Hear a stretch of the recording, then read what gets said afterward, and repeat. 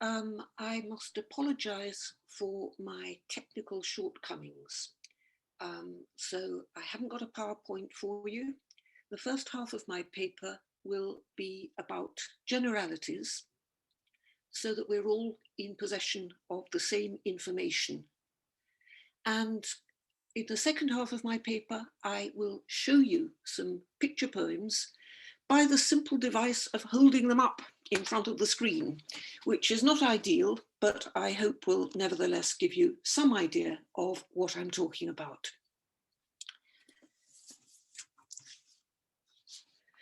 Arabic picture poems are as much an artistic form as a literary form, and they've fallen between two scholarly stools as a result. You'll hardly ever find them in literary histories, and they're ignored by art historians. In their embryonic phase, Arabic picture poems seem to go back to around the middle of the 9th century AD in Iraq. As a mature genre, they can be traced back with certainty to the last quarter of the 12th century AD in Egypt and Syria.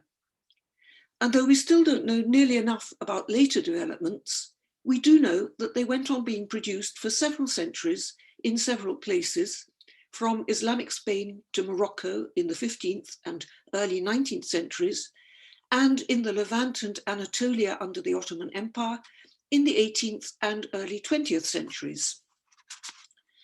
During the whole of this time, Arabic and other Middle Eastern literary cultures were manuscript cultures. But as I just noted, picture poetry and related literary forms went on being written into the early 20th century, by which time print had been established commercially in the Middle East for a good 50 years. In literary coteries, manuscript continued as a mode of publication, with print as an option, and literary forms related to picture poetry seem to have used both media. In the 1900s, there was a large-scale shift to print across the Middle East and India, which of course was part of the expanding domain of literatures which shared the Arabic alphabet. And across this print domain, there were several popular but technically sophisticated print editions of one famous late medieval Arabic picture prose text. Then in 1939 in Cairo, there was a scholarly edition of a Hispano-Arabic text in which a picture poem is described and quoted, but the typography wasn't up to reproducing it, and its key features are buried in footnotes. In the 1970s and 80s, and again in the early 2000s, photographs and transcripts of Arabic picture poetry were reproduced in both European and Arabic publications, and one complete late 12th to early century collection of poems by a single distinctive and outstanding author was published in a semi-facsimile edition. The author, Al-Jilani, is the only practitioner of the genre to have attracted a substantial biographical and bibliographical record, which includes contemporary witness to how he crafted his poems and a succession of later bibliographic descriptions of their appearance. Now, in the age of digital humanities, we have an array of digitized manuscripts of various recensions of Al-Jilani's picture poems in copies of widely varying periods, which we can compare with bibliographic sources and catalogue entries across several centuries. This makes Al-Jilani the standout name in the field of Arabic picture poetry, to the extent that there is a field. From the body of materials in which Al-Jilani's is the leading name, it emerges that Arabic picture poems are a varied genre, but that they share a crucial characteristic: they're generative. That is, either the poem only emerges from a written base after the reader has carried out certain operations on it, or the written base not only has to be decoded, but in its turn encodes a further text or texts which have to be activated by the reader. Some of these kinds of text should probably be called color-coded rather than pictorial, since they don't use images to procure their effects, whereas others, notably those of Agiliani, are laid out as a series of geometric figures, such as stars and circles, or as a mixture of geometric and stylized naturalistic vegetal figures, or as isolated figures of this type. But whether they're simply visual or fully pictorial, one purpose of their layout is to enable another poem or poems to be generated from a base poem by realigning letters, syllables, or feet, or whole words in new combinations, which is done by using color to tag the intersections from which the new readings are to be put together by the reader. Do the images in picture poetry proper have any other functions is an obvious question. But before we can tackle it, we need to think about the visual aspects of normal Arabic poetry and what picture poetry adds to them. High register Arabic poetry isn't usually thought of as visual in modern scholarship, but rather as auditory. It normally always follows the same sound pattern. All the lines are in the same meter and are of the same length, with a break in the middle, and they end in the same rhyme, which can be minimal or rich or very rich. For example, dove, glove, love, or geologist, oncologist, zoologist, or the fame of it, the name of it, the shame of it. It's well known and not usually thought about very much that when an Arabic poem is written down, its appearance on the page matches its sound. The half lines are written as two separate columns, the gap between them representing the caesura, and the end of the second column is patterned visually by the rhyme. A rich sound rhyme will produce a rich visual pattern. Why do we not automatically think nowadays of the visual dimension of Arabic poetry? It must be because what modern scholarship considers the best Arabic poetry is the earliest poetry, which, according to its origin myth, was orally composed and orally preserved until medieval scholars collected it and wrote it down. Meanwhile, though, Arabic poetry had been changing in all sorts of ways. The medieval Arabic language was now a written language in which vernacular developments were ignored, with the political aim of uniting the elites of linguistically diverse populations under a single high culture. And the focus in literary writing was on assimilating and applying developments in the increasingly sophisticated disciplines of theoretical grammar and idealized antiquarian lexicography in order to show off one's cultural prowess. Accordingly, medieval Arabic poetry was written, and listening to it as well as reading it now involved an increasingly elaborate to and fro between sounds and signs and their literary and learned intertextualities. In the periods in which picture poems emerged, there were numerous ways in which the written sign could be polyvalent and tease, challenge, and enrich the reader. And these challenges were increasingly esteemed and increasingly refined. By contrast, in their normal page layout, poems stuck to the standardized visual format I described just now. This rigid visual convention is exploded in picture poetry proper, where line lengths, beginnings and endings, and consequently even meter, can be broken up unpredictably. But the way this is done isn't arbitrary. It's driven by scholarship on the theory of prosody and by the geometrical way in which the theory of prosody represents the rhythmic or quantitative structure of Arabic meters and their feet. In Arabic metrical theory, the meters, which consist of varyingly complex combinations of feet, are derived from each other. Their generative potential is inherent. They're represented visually as concentric circles that can be slid around to align the metrical building blocks common to successive meters. In picture poetry, a common pair is the meter tawil and the meter basit. Tawil goes like this: ti-tum-tum, ti-tum-tum-tum, ti-tum-tum, ti-tum-ti-tum. And basit goes like this: tom tom ti tom, tom ti tom, tom tom ti tom, tom tom. You can probably hear how the same two basic elements can be realigned into different patterns, as is demonstrated visually in the theoretical derivation circles. Arabic poetry had great cultural prestige, and Arabic prosody had strict rules. And one stated rule of the game in picture poetry or visual poetry was that the poems must be meaningful and not trivial within existing literary conventions. By thus claiming to conform to the rules of high art, visual poetry and picture poetry evidently aimed to position themselves within the top reaches of Arabic culture. They met an existing expectation of readerly ability to weave between sound and sign, as we've just seen. In this respect, what was novel about them was the format that broke up and reconfigured previous stable visual representations of a poem's theoretical rhythmic structure and actual sound structure. But there was also a novel positioning of one of the play elements that were also inherent in the polyvalency of written poetry.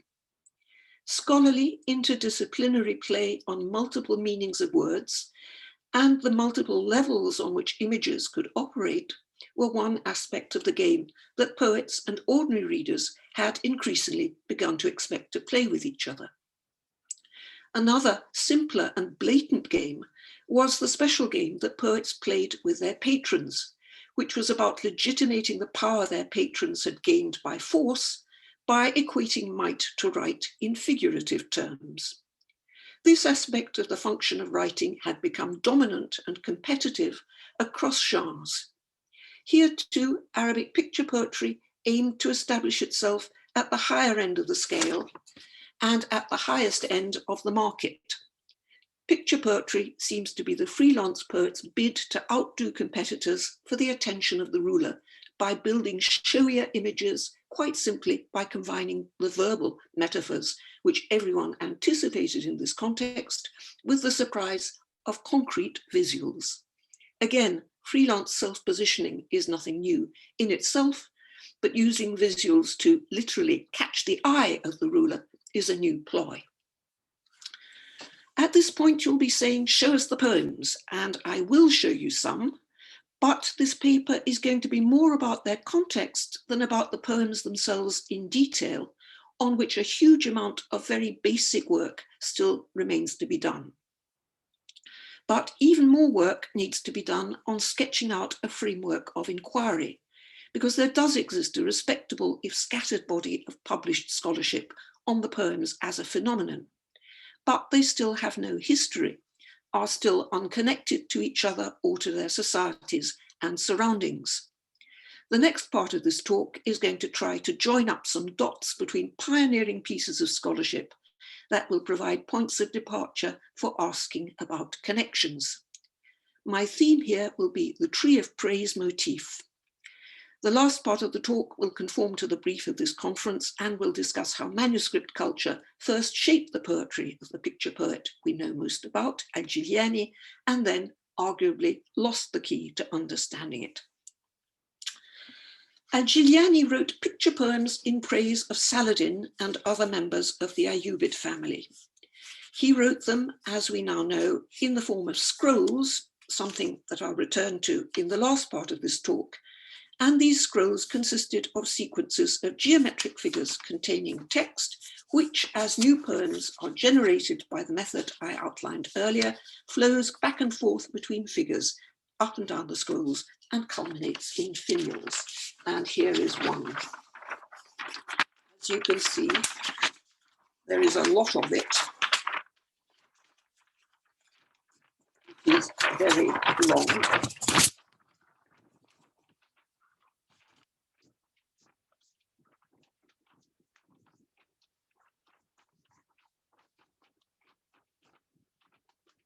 And here is the culminating finial, the tree of praise.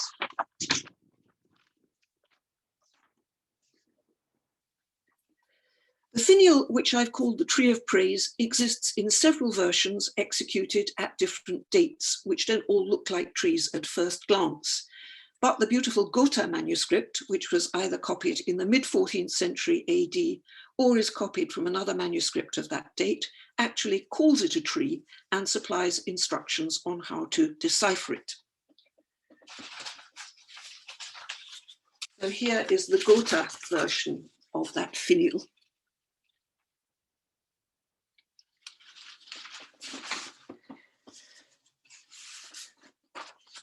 Here again is the John Rylands version, which I showed you the complete scroll of.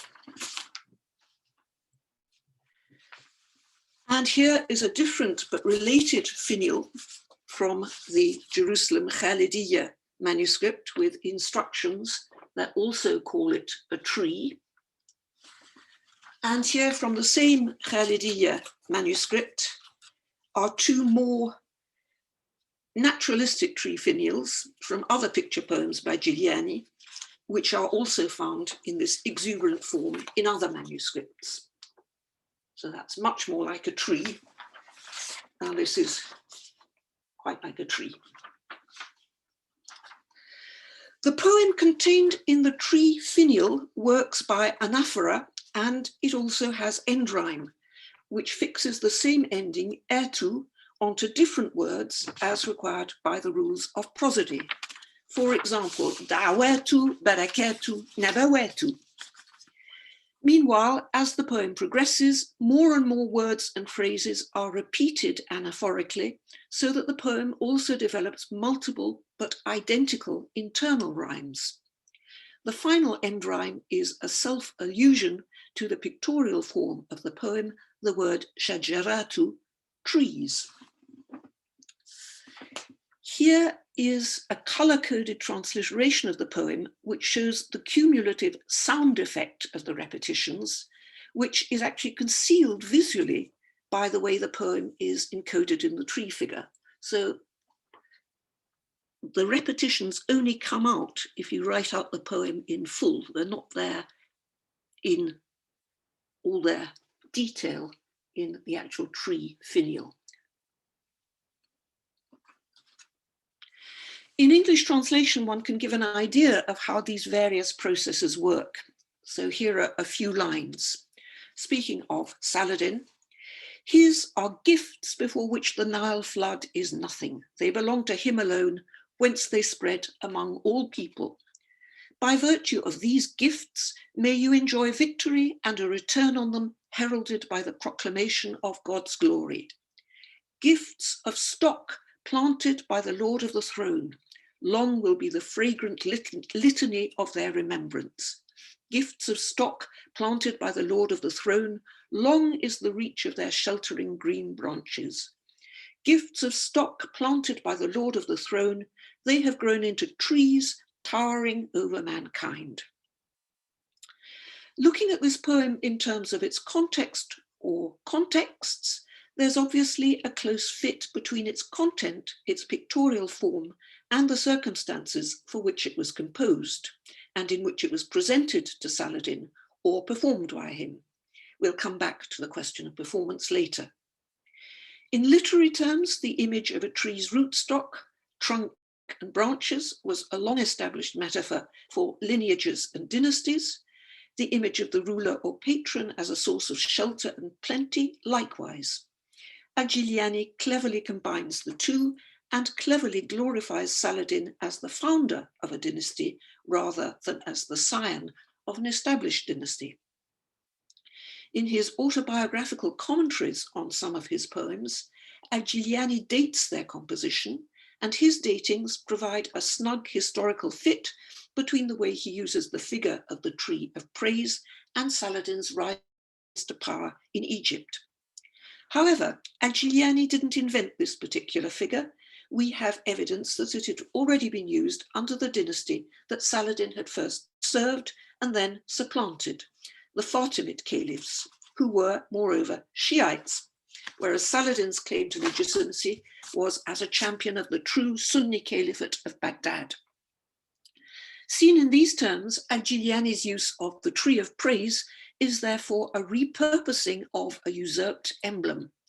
So too was his use of scrolls, One striking way in which the Fatimids had displayed their authority was by sending out decrees inscribed in huge letters on long scrolls designed to be unfurled in public. The evidence for the Fatimid antecedents of the Tree of Praise and the second-hand and rather haphazard nature of that evidence now lead me into a brief consideration of the history, not so much of Arabic picture poems as of their study and some of its unexpected side effects. In mainstream Western 20th century Arabic studies, the literature of Al-Jilani's period and subsequent periods up to the first half of the 19th century was regarded as decadent and devoid of interest. This dismissive periodization applied not just to literature, but to everything. The change in attitude that's now so well established has only become mainstream in the past 10 or 15 years. Before then, to the extent that it was noticed at all, picture poetry was therefore picked up either by outliers or by non-Arabists. In the 1980s and 90s, two Europeanists who wanted to contextualize European picture poetry asked around and were supplied with photographs of transcriptions of Tree of Praise picture poems taken from 20th century Arabic printed books. But either these books were themselves inadequately identified or the manuscript sources of their images were unidentified. However, the clues do eventually lead back to a putative Fatimid prototype, and indeed to several Fatimid practitioners of picture poetry. In the Arab world, meanwhile, nationalism boosted local history, and scholars started picking up on the regional literature of the later Ottoman period especially, and noting scattered specimens of Arabic picture poetry dating from the 18th and 19th centuries. The Tree of Praise jumps off the page in a poor black and white photo in a 1995 Moroccan edition of the collected picture poems of a tutor to the Moroccan heir apparent and subsequent ruler who died in 1817. This tree poem has all the technical features of Al-Jilani's use of the Tree of Praise.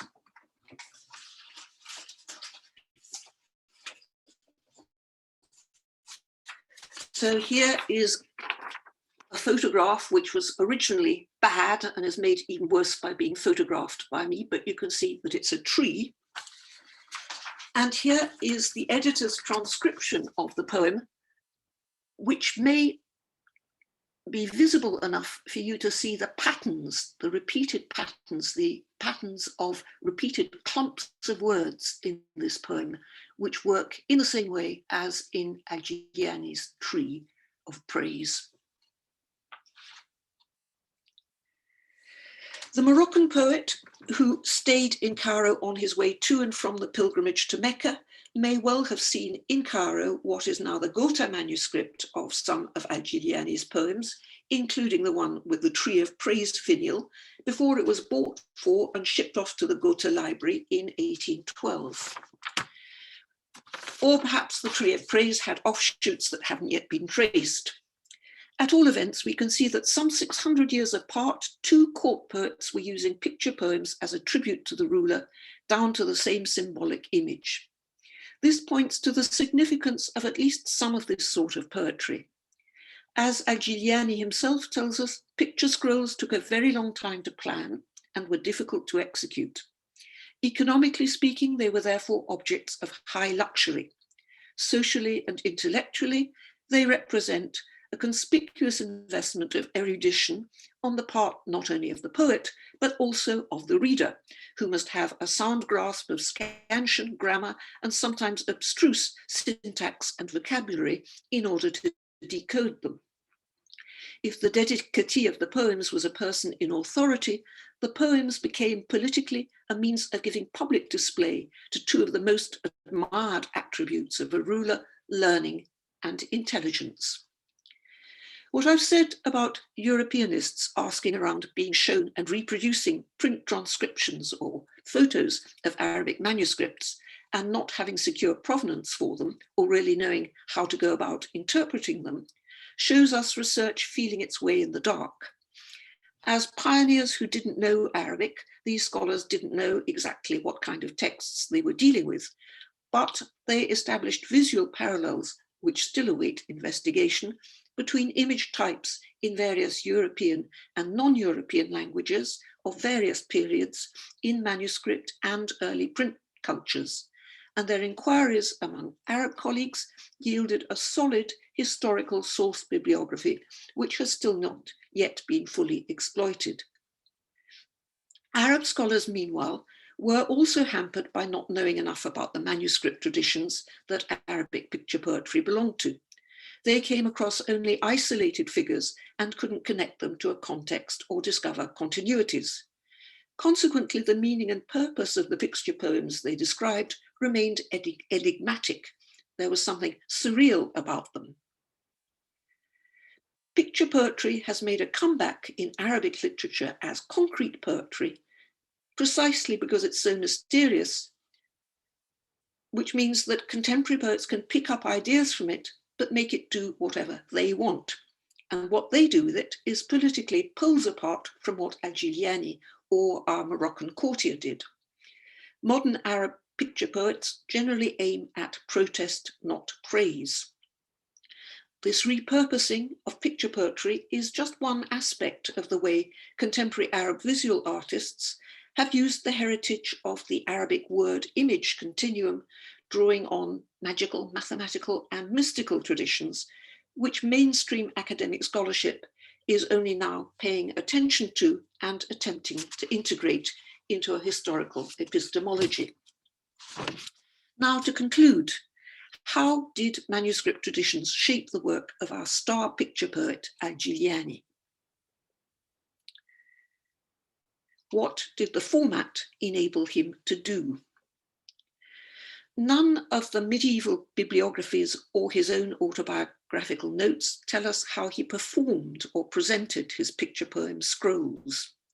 In a workshop in Oxford a few years ago, we deciphered the poems on one scroll and found it physically an inelegant and almost impossible exercise, as you can see from my struggles in just unrolling this thing to show you.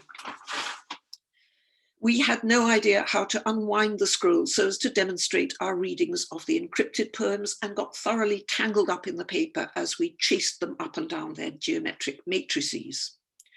How would a reading have worked out in a public courtly setting or in the privacy of the dedicatee's study? We have no anecdotal details, but given the continuing demand for Al-Jilani's services throughout his life, he seems to have given satisfaction to his Ayyubid patrons, and it should be remembered that they were all very literary and well equipped to play literary games. The question is, how did they manipulate or peruse Al-Jilani's scrolls in a dignified fashion?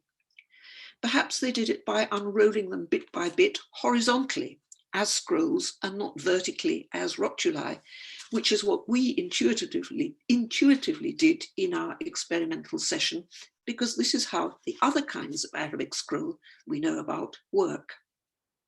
A gradual horizontal unrolling would mean that the scroll would only be unrolled fully once all the parts had been deciphered successively, a very effective conclusion. Another puzzle is the format of the manuscript transmission of Al-Jilani's picture poems. They only work as scrolls, but they've only been transmitted as codices. One of them seems to be of a genuinely early date, only a generation after his death, and claims to be based on his son's transcript of his Nakhlas. And with some blips, it does yield continuous texts of a large number of picture poem sequences, although others suffer from gaps. This is the Magister John Ryland's manuscript. The Gotha manuscript of uncertain date, which our Moroccan poet may have seen, yields very good continuous texts of smaller numbers of scrolls, as does the Uppsala manuscript. The Jerusalem Khalidiyya manuscript seems to be early, but it's impossible to construct any coherent, let alone complete sequences from it.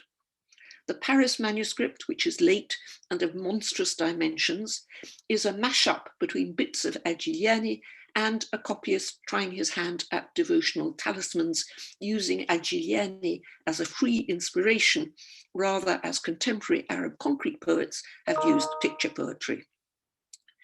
Since the Manchester, Gotha and Uppsala manuscripts were copied accurately enough for it to be possible to reconstruct scrolls from them, they presumably reproduce either scrolls or scroll-based transcripts. But why are scrolls never mentioned, either in the copying notes of the manuscripts or in contemporary accounts of Agiliani, or indeed by Agiliani himself? This puzzling copying history isn't made any less puzzling by the fact that scrolls of various kinds continued to be produced throughout this period, and so did a considerable variety of elaborate text layouts in books. So why did some scribes recognize that they were dealing with a picture text that must be rendered continuously, despite the limitations of the codex form, and others not? The Jerusalem Khalidiyya manuscript is one of the most lavish and accomplished, but is the least competent in this respect. The Arabic manuscript tradition had an extensive range and called for a corresponding range of copying competences. Copying competences remained alive into the print age. An example is a manuscript in Leiden University Library, which includes 2 picture poems. The manuscript was copied on commission in late 19th century Cairo, at speed and in an unaesthetic hand from a beautiful, probably 14th century North African original. The copyist was evidently familiar with or quickly able to grasp the picture poem form, because his versions are a functional, bare-bone renderings of the original. So here is one of his very unpleasant copies.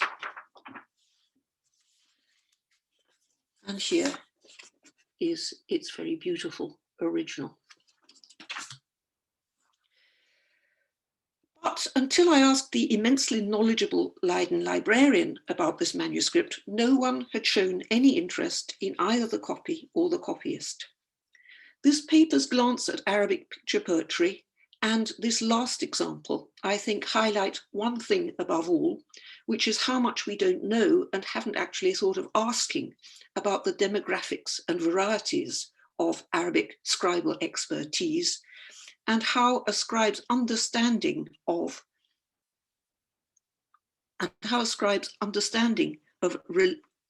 what he was copying related to reading or performance. Thank you.